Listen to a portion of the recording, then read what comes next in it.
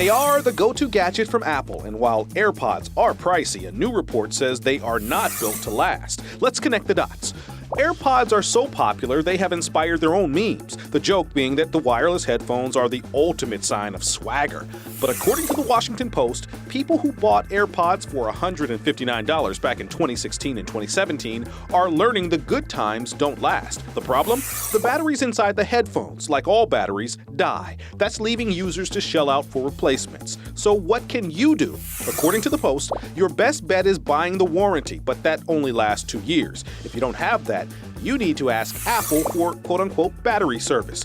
And while that may sound like Apple replaces your battery, in reality, they just give you new AirPods and charge you close to $100 for the privilege. I guess that's the price you pay to be on trend. Connecting the dots, I'm Larry Seward for H-Town Rush.